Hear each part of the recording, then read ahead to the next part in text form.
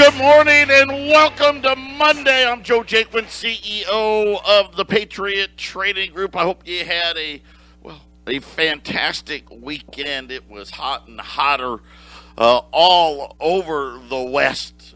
Glad to be here. Glad to be back. Yes, I am officially an empty nester. Yeah, my wife and I, the last of the Mohicans, if you will, is off right now. He's probably, he's probably running gassers right now, if I was to guess. He's probably on the football field running gassers. We'll find out what the whole empty nester thing's all about, all the fun activities that my wife and I are going to partake now that we have no responsibility. I mean, think about it. He's gone. He's not here. Out of sight, out of mind. What won't be out of mind? What it cost. Holy cow. Don't even get me started because there's no inflation. And if there is, it's just transitory. Don't forget tonight. I talked to Jason this morning. I was texting with Brian last night. Had a great dinner with Bradley Dean last night. Tonight at 6 o'clock at Parish Park.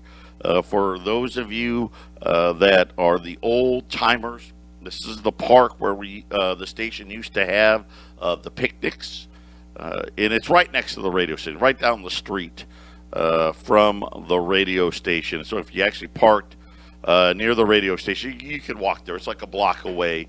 Bradley Dean's going to be out there delivering the State of the Union as he sees it. And I encourage all you parents out to bring your kids. It's a really, really positive message for kids out there, especially in today. Let's face it, this show included a lot of doom, a lot of gloom, and there's a lot of reasons for it. But a message of hope is always a great thing. So tonight at 6 o'clock, it's free. It's free, so no cost to you guys. If you want to make a donation to Bradley's ministry, we're not going to stop you. But that is at 6 o'clock tonight at the Parish Park, right down the street from the radio station. And it was just exciting. This is the first of hopefully many. It went well last night. We're anticipating it going well again today, and that's going to allow us to do more and more of these events and a lot more interaction with our listening audience. I know the Friday events are making a comeback. Paul, the Rev, if you will, he is in charge and scheduling those things. And I know that Steve Stars is on the list of speakers. They've got everything all planned out. I am now officially in the need to know basis, and Jason determines what I need to know, and that's all he's told me. But those are coming back as well, and I know you've been hearing it. All kinds of new advertisers coming, and there's even more coming. Get out there and support them. This is how we envisioned this whole thing happening when we first took over the radio station, and we couldn't be happier now that at least the COVID restrictions have let up. People are out there, got money to spend, right? The government's got everyone's wallets full. So take advantage of that. Get yourself some new customers. Advertise right here at 1360 KHNC, and we can help all of you out there to do just that. Having said all that stuff, questions starting to arise. I know, shocking. Does the Fed even know what they're doing? How about big corporations? Do they believe what the Fed is selling when it comes to inflation? We had one of the Fed cheerleaders switch course today after, well, let's face it, believe it or not, there's a bunch of companies that people pay a lot of money to gather information. If any of you are familiar, they call it analytics. Baseball got into it. A guy named Bill James, and if you've ever watched the movie Moneyball with Brad Pitt and the Oakland A's, saying, "Hey, the way people think about baseball needs to change," and they gathered all this information, and people paid a lot of money for that stuff. At first, they used to laugh it off. Well, the same thing applies in the financial world. And there's companies out there that are asking, and they're not calling me up, okay? They're not probably calling you up. No, they're calling up the big CEOs and the big CFOs out there, and they're asking them some very simple questions. Hey, what do you think about what the Federal Reserve has to say about inflation? Are they right? Are they wrong? Do they know what they're doing? Are you better at inflation than they are? These were just some of the questions that were asked. These are CFOs of over $5 trillion worth of market cap companies, so big companies. And the funny thing is they give the results sort of. But before it gets to us to digest, it gets sanitized. So because it was an article that CNBC did, they wanted to point out all the reasons why the Federal Reserve is right before actually telling you what these CEOs and CFOs thought. But don't worry, I'm going to let you know. Paper Radio News Hour. Don't touch that dial. 800-951-0592. Yeah, so really interesting. The Global CFO Council Survey. Yeah, say that a bunch of times. The Global, Q2. Apparently they take this survey every quarter. And so they were asking these CFOs, it really, if you're going to ask somebody, CFO's pretty good guy to ask. CEO, not as much, because, the CFO is the one that, signs the checks. Now, maybe a better one would have been the buyers of the material, but the CFO's a pretty good place to go. And they were asking them about where they see and what they see about inflation. And here's what they said. They said they're worried about input cost and wage inflation. And that many financial officers says price hikes will be needed, especially if the trends remain in place. Now, again, the central bank, who, let's face it, they've got all this. They've got more data than the CFOs. Right? The CFOs, listen, I know what's going on with my company. I see what's happening. And very clearly, here's what they saw. Everything costs more. Right? All the quote-unquote input costs. That's your supplies. That's your materials. Right? Whether it's cardboard boxes or steel or aluminum or iron ore or soybeans, corn, whatever it is. That's your input cost. I say they're rising. Then they said the next thing is wage. CFO, hey, I'm signing the checks. Keep having to pay more and more. Then they asked them, and this was the best thing. Now, this article's really long, and it talks about the survey when it was conducted.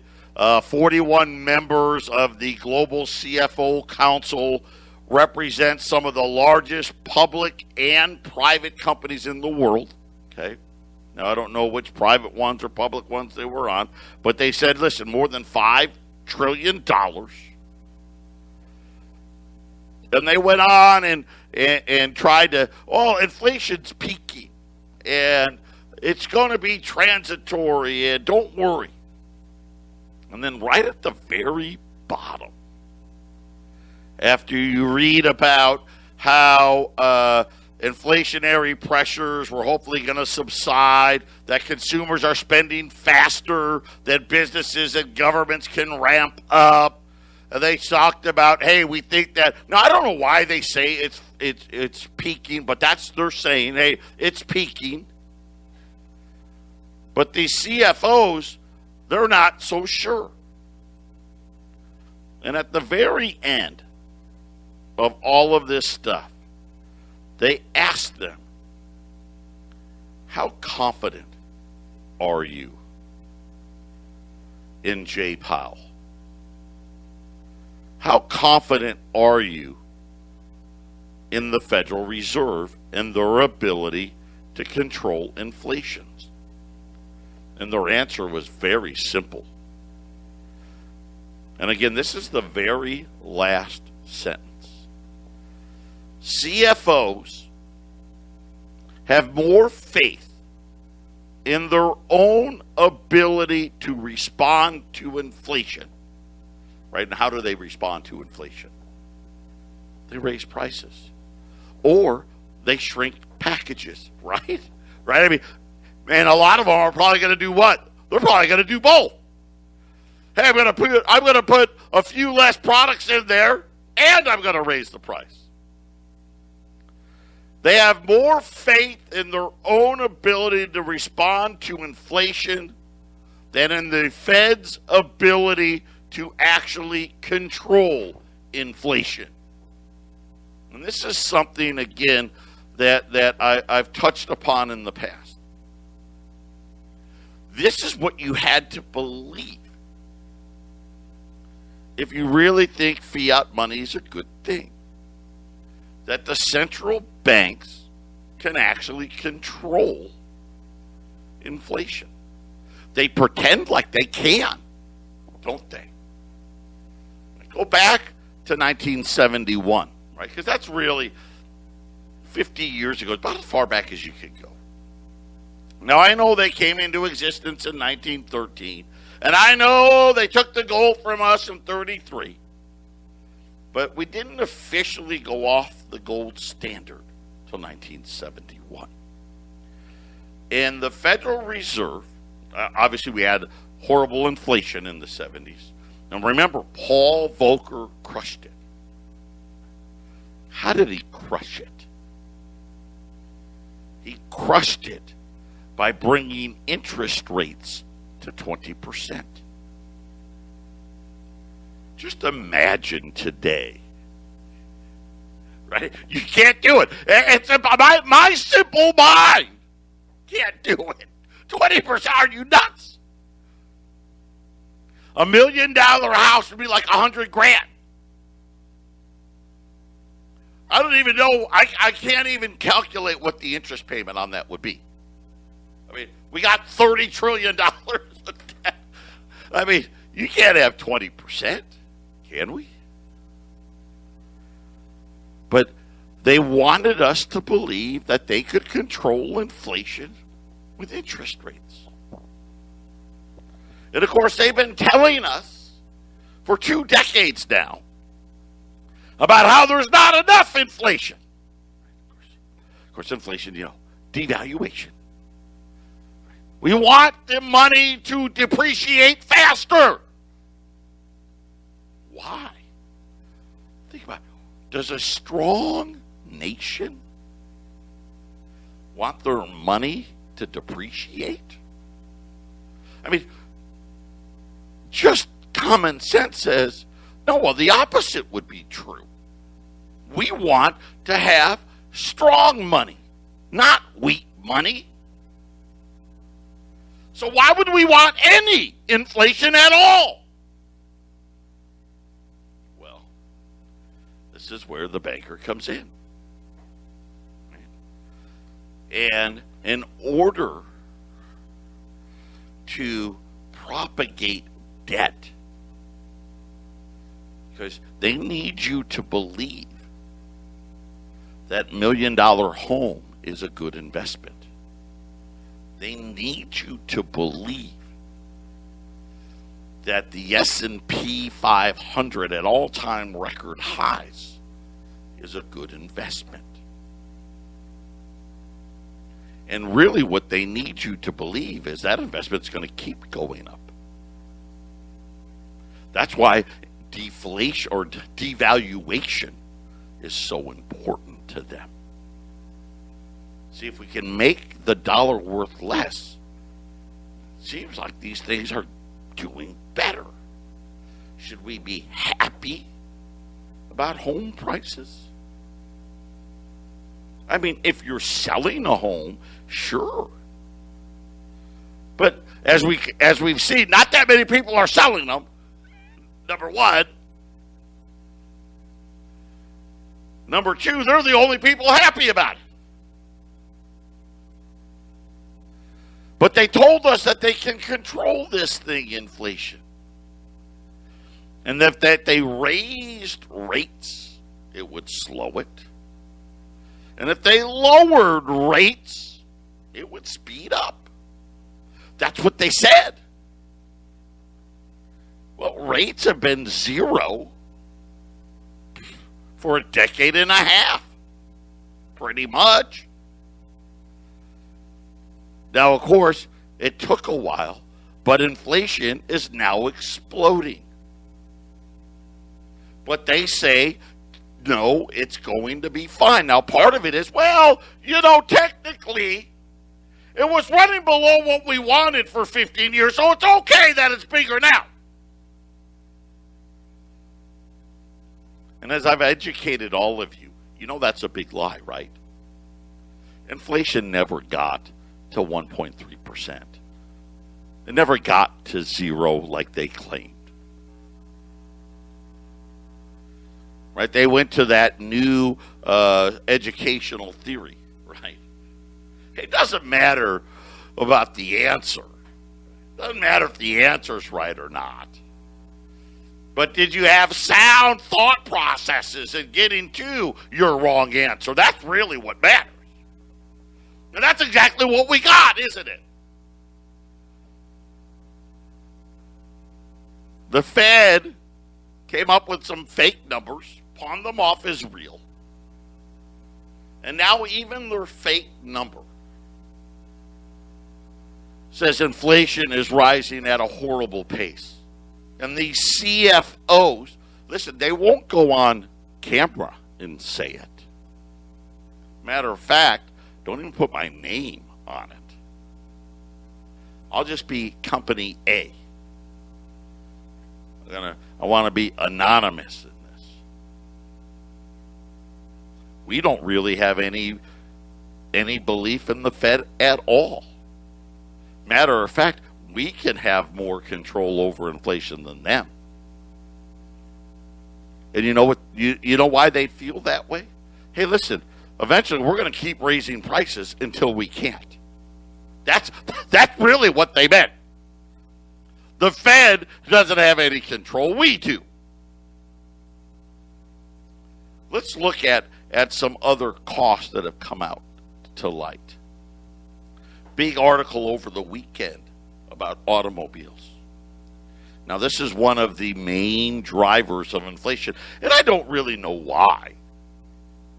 I would think rent and medical and insurance and food and gas and energy, right? Those are more important because you got to buy those almost every day, every month. Cars you buy, according to the data, about once every 12 years. Right? I think rent is probably more important than mortgages. Because rent, it's month to month, mortgage. I mean, how many people buy a house every year? 5 million? I mean, it's still a lot, but it's not, we got 320 million, 330 million people in here, not counting all the illegals. Or maybe it is counting them, I don't know. But they started talking about raw material cost. So forget about wages. Forget about buildings and taxes and pension plans or 401k matches, right? Forget about buying, supplies for the plants, and forget about distribution, right? And getting vehicles to where they need to be. Right? Forget about all of that stuff. How much does it cost to make the frame of a single automobile? Well, I didn't do it, but Bank of America did it. They said that in the past year, raw material cost in an average U.S. vehicle has been steadily rising. When we get back, I'm going to tell you by how much. And then you tell me how transitory this is going to be. Patriot Radio News Hour. We'll be back after the break. 800-951-0592. Patriot Radio News Hour. We're just looking, trying to see the signs. I mean, I don't know. Have you tried to book a hotel room lately and seen what it costs? It's expensive, especially if it's somewhere people actually want to go. Have you ever, airline flight, rental cars? Holy smokes. That's really gotten ridiculous, rental cars. But we're just talking about raw materials here. And in this case, we're talking about the automobile industry. But really, scratch out the automobile industry, write your industry in there. It's pretty much the same everywhere. And they said that the average cost for raw materials, which really is, we're talking about making the frame, well, I guess not even the frame, the part that sits on the frame, right? The doors, the trunk, right? The stuff that when you get in a car wreck, you got to go and get the dents taken out of. That's what we're talking about here. Used to cost them about $2,200. And that's mostly steel and aluminum, right? Those are the two metals. 1 year later, $4,125. Now, that's just for the raw material. The CFOs are saying, hey, that's not all. I mean, already you're like, man, that's a $2,000 increase. That same raw material costs more for the people that build the engines, the transmissions, right? On and on and on, every facet. Plastics, horribly more expensive. And then they're saying on top of that, we got to pay more money. Then they said, but on top of that, pay more money, not only to the, they got to pay more money to their employees. On top of that, the cost to get the cars where they need to be. See, there's no car plant here in Arizona. Only there's one in Colorado either.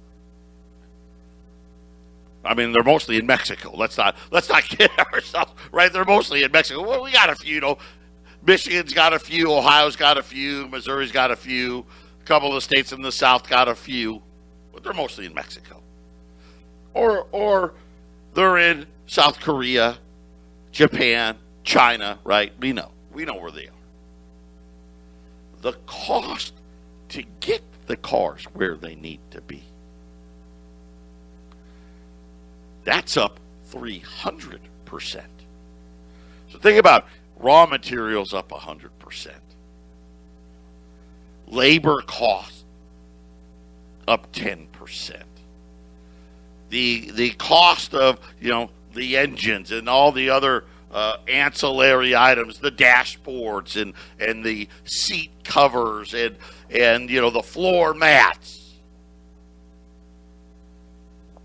anywhere from 5 to 50 to 100%. It goes, they're just like, it just depends on the item. But here was one thing that was very interesting. Nobody talked about prices going down. And they said, right now, we're at this horrible dilemma where we've raised prices, but those prices that we raised them to aren't sustainable. And what they meant by that was, hey, if these prices don't start coming down, and coming down real soon, we're going to have to raise prices again. And this is kind of where all of a sudden the Fed's transitory argument starts to lose steam. And this morning, one of the, what I'll call the Fed cheerleaders, Mohamed El-Erian, if you've ever watched CNBC, this guy's on like almost every day. He came out all of a sudden this morning and said that he sees growing evidence that the Fed is wrong. Now, I keep saying, where are these people looking? How many more signs do you need? I have concerns about the inflation story. Really? Now we're concerned. Every day, I see evidence of inflation not being transitory. Really? Every day? Every day. But for months, you've been telling us something different. I have concerns that the Fed is falling behind and that it may have to play catch up. Boy, I'm going to tell you right now, I want him to be wrong. Problem is, he's right. History makes you very uncomfortable if you end up in a world in which the Fed has to play catch up. Of course, what's he talking about? Feds had to play catch up in the 70s, didn't they? I mean, gold went from $42 to $800. Yeah, do you think that we're in store for something here? Now, remember, these CFOs kind of backed him up. Matter of fact, my guess is he saw that and said, okay, we got a problem. What happens when the Fed has to raise interest rates? We end up with a recession because you have to slam on the brakes as opposed to slowly tapping your foot. Again, this is the myth that they believe, oh no, we can control it by raising or lowering rates. No, they can't. They've already proved it.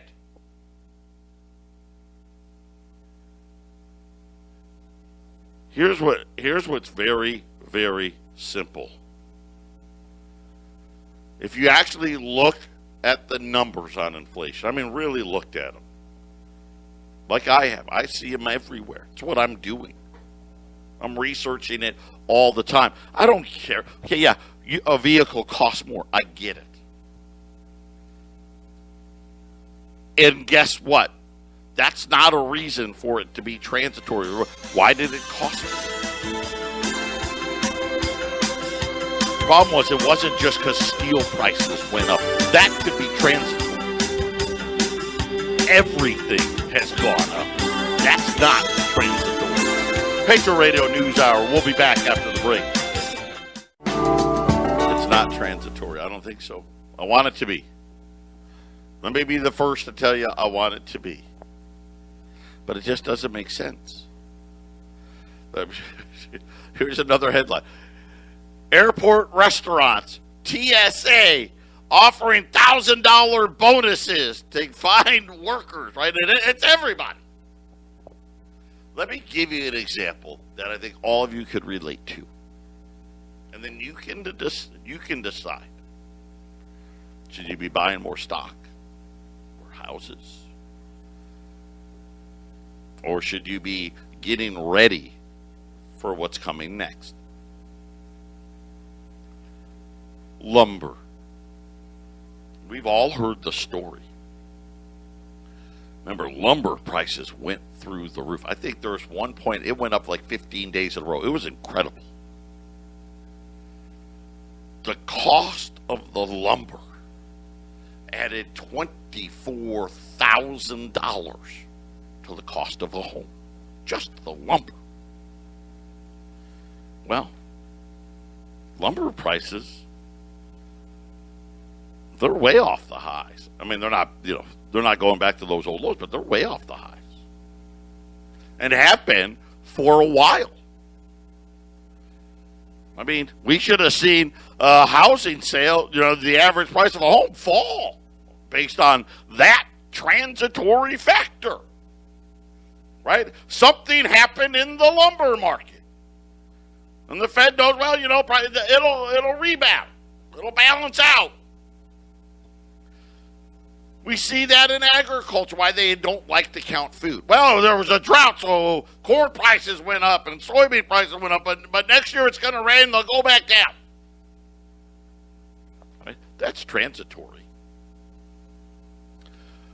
But why wasn't housing transitory? What happened? Well, the cost to get the lumber to the subdivision got a lot more expensive. The copper piping, more expensive. And copper's, it's off its size, but not very much. I mean, copper's still way over $4. I mean, it's expensive. All the electrical wiring got more expensive. The hardwood floors got more expensive.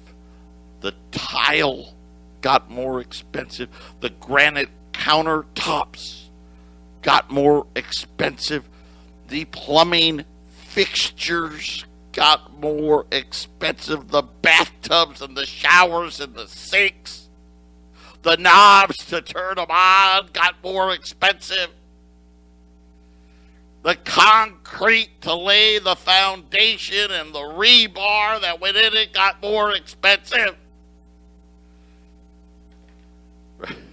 The cost of labor got more expensive. Are you getting my point? And this now, all of a sudden, is what Mohamed El-Erian and everybody else is starting to see. And this is why the CFO report, the CFOs are like, hey, I don't know what the Fed's talking about. We have no confidence that they can control inflation. And really what they're saying is, listen, we've already raised prices. And so far, this transitory thing that the Fed keeps talking about hasn't happened. And we're at this point now where we got to start raising prices again. And this is what Mohamed El-Erian is talking about. It's not just one thing. Right? If crude oil spikes, which I mean, it's already $70-some. That's one thing. If lumber spiked, that's one thing. If steel spiked, that's one thing. The problem is, this is an everything spike. Across the board. And things that you don't even think about. Yeah, raw material costs more. But so did the engines, and so did the tires, right? So did the rims. So did the windshield. So did the wiper blades, right? All of those things. The chips now that are going in the cars all cost more. The labor to assemble them costs more. the shipping of the vehicles costs more. Getting them to where they need to be costs more. And the Fed keeps sleeping. See, and this is the thing that happened in the 70s as well. They said the same things.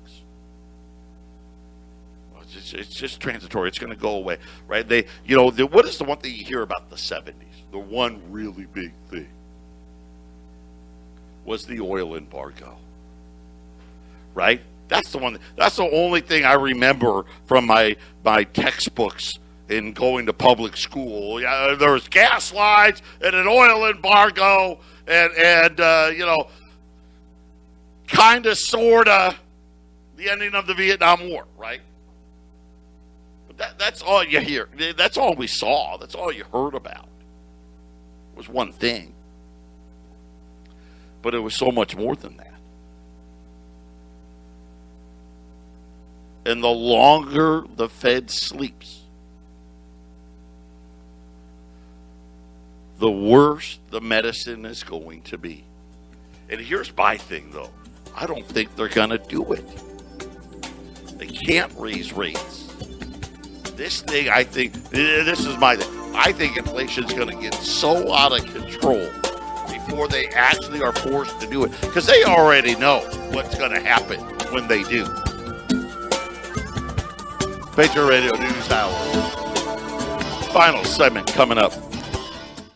800-951-0592, Patriot Radio News Hour. I've got a small item, but I want to do it because they're cool and they're awesome and it's my favorite coin. I've got 20 $5 Indians at $645 today at 800-951-0592. 25 Indians at $645. Metals plans, we're going to be done this week. Brittany confirmed it already. Colorado pickups, Jason's going to be calling you at the end of the week there to start getting your metals plans picked up there as well. Tomorrow, I'm going to break down the rate hikes of the 70s.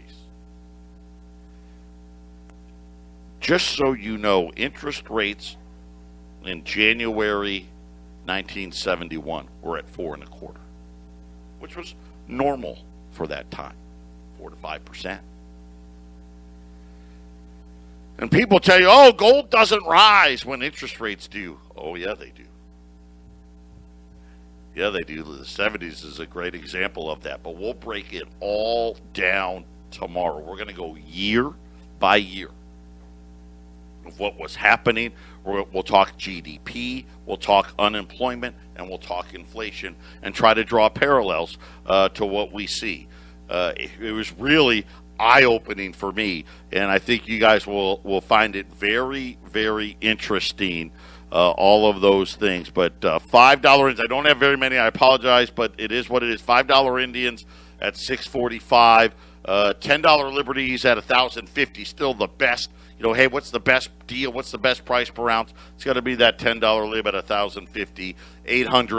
800-951-0592. For those of you in Colorado, Bradley Dean tonight, 6 p.m., Parish Park. Be there. It's going to be great. Listen, Bradley's great. His passion's great. Really a positive message. And in a world, let's face it, morality seems to be going by the wayside. We're so divided here.